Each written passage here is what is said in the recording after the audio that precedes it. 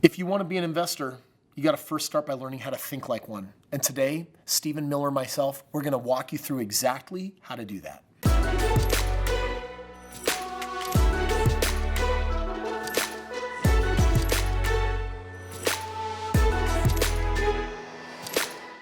If you want to be a successful investor, then you need to first know how to think like an investor. And that's what we're going to do today is Stephen's going to talk to us about the 5 steps of thinking like an investor. Are you concentrating? Yeah, I'm thinking like an investor. Okay, it's not that hard. Okay. Stephen, I don't think you know the 5 things then. Because You're it's probably not right. that difficult. Yeah. So we're going to talk about 5 very specific components of the investor mindset. And you got to understand that in any level of success, it's 90% psychology and it's 10% strategy. True.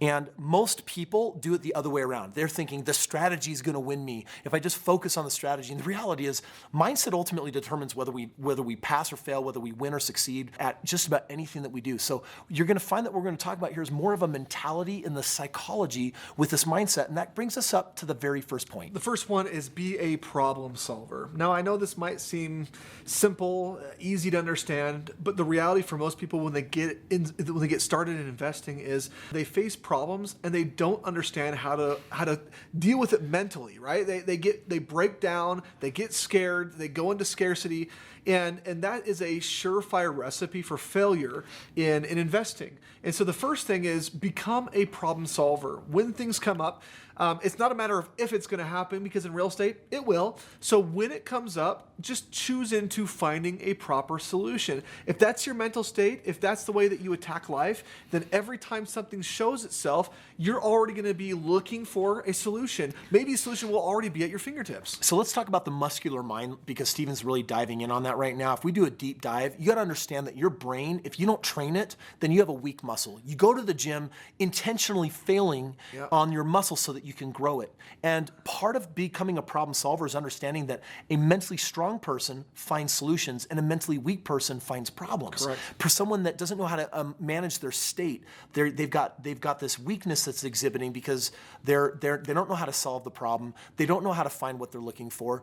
And ultimately, people that have low energy and bring on that negative energy, they're not going to succeed. So you've got to learn how to actually execute on your emotional state. And what that does is there's this positivity that says, it's out there and I find a way and it's available. And that positivity that is often needed, that without it, you're never going to find the solution. The solution's out there. You got to believe that it exists, and you've got to be a positive enough person to realize, okay, I can face the facts and the negativity or what's not going right, but I got to go out there and it's up to me to make that happen. Becoming a problem solver, that's a mindset. It's a discipline, and I think that's what you're getting at right here. Is it takes discipline, and this is something that you've got to practice over and over and over again. Chances are, if you're just starting off, you're not gonna face your very first problem and be like, yes, this is fantastic. Yet, if you will be conscious of who you are, if you'll be conscious of your surroundings and of your situation, then when the problem comes up, although you may go down to that, this problem, and you may start thinking of all the bad things that could happen, you can stop yourself. And again, this takes discipline. This takes doing again and again and again. And at a certain point, you get to the place where you do get excited. You actually, when the problem arises, you actually will create a feeling of excitement and joy that problem's there. That excitement and joy will then allow you to see things that most people won't. And the only way that you have that in reserve is if you've been practicing it. Discipline. You're practicing and disciplining that positivity. You're training your mind to be good with it. Yep. Okay, so the second thing that you need to have to develop the investor mindset is you need to learn how to be objective. Yep.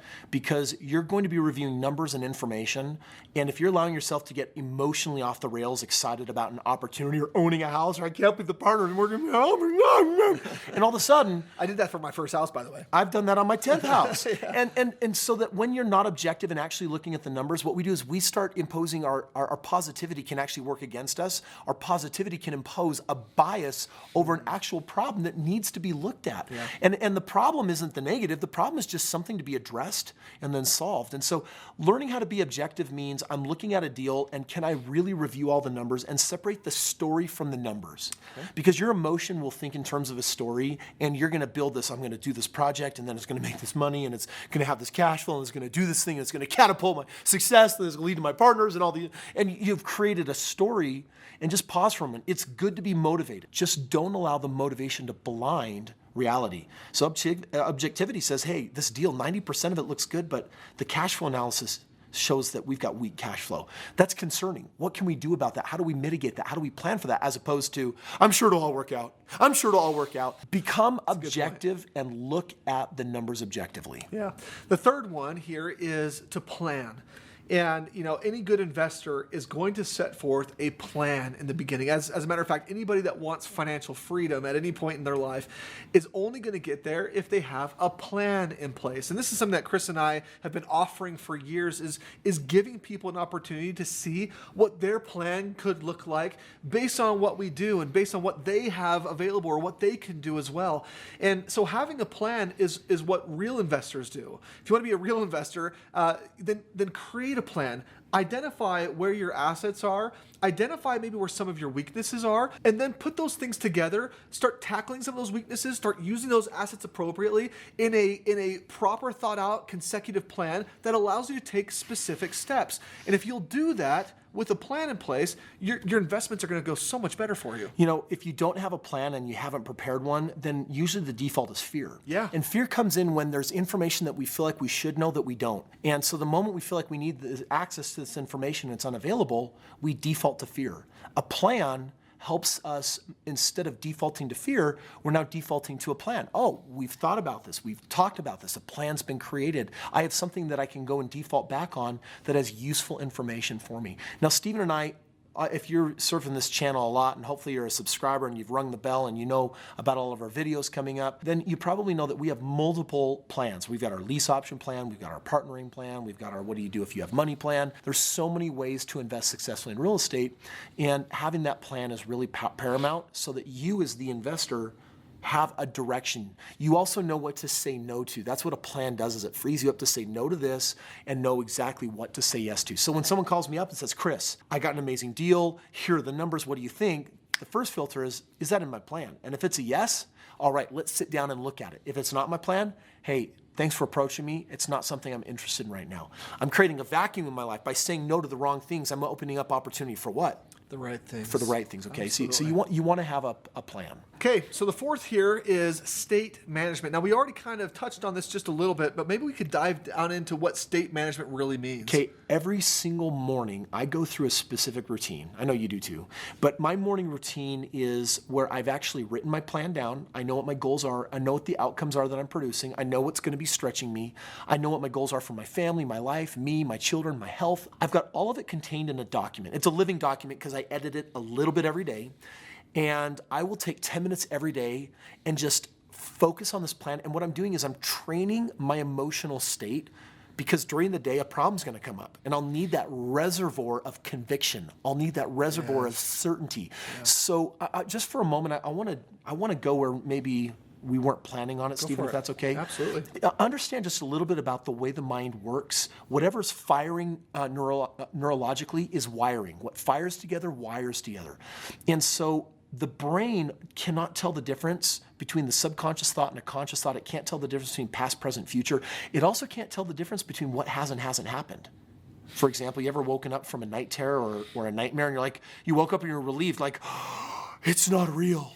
That's how powerful your mind is. You can get your mind to believe anything. And in our quantum world of physics, I actually spend time in the morning envisioning the results that I have a year from now.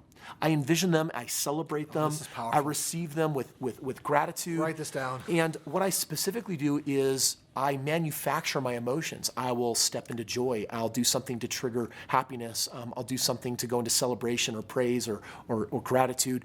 And I'm picking these energy states, associating them and identifying with what I want. And like this morning, my wife, it was a little awkward, right? Like she had her sister come in from working out in her basement downstairs, and often they just walk up in our bedroom, and I had already been to the gym, and I was only wearing like my workout shirts. My shirt was off, and I had the music going right now, and I was just totally jamming in this space. I had my phone out. I was going through my document, and I was just feeling it. And when my wife walked in, I was so glad my sister-in-law didn't walk in, because that would have been a really awkward moment.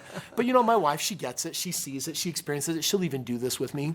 And it's a daily pattern that I do, because if I can master this muscle, I don't just go to the gym. What values are in building a muscle? Well, if I need to lift something heavy, I can. Or maybe there's a level of fitness and strength that I admire or want to have so that I feel confident and capable.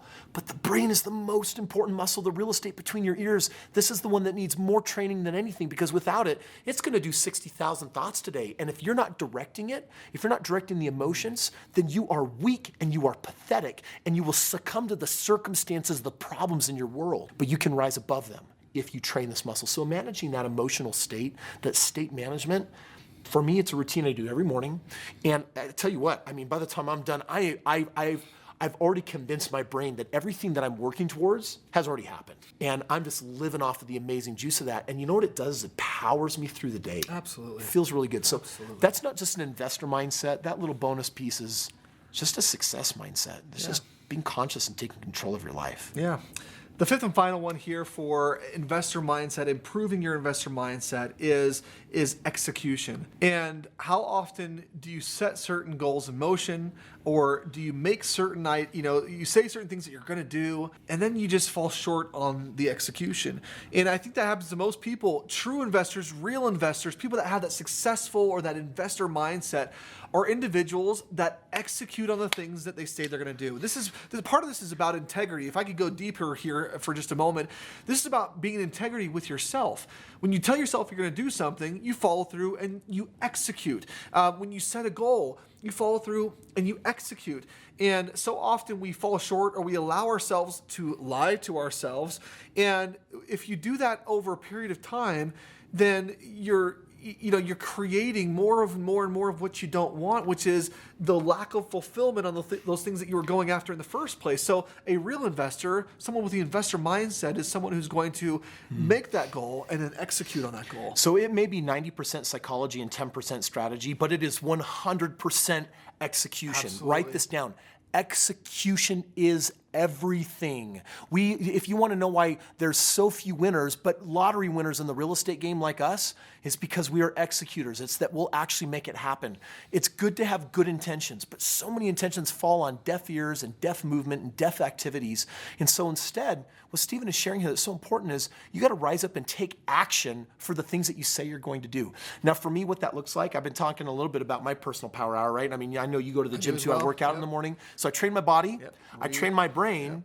But then what I'm also going to do with getting my training in is I'm also going to figure out before my day starts, what am I doing today? And so every day starts with a list. I've actually already got a list for tomorrow and the next day and the day after. And I'll usually keep my schedule, when I can, very open.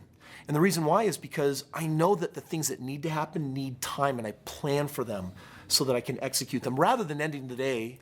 And this is the most dangerous thing you can do. Tomorrow. I got it tomorrow.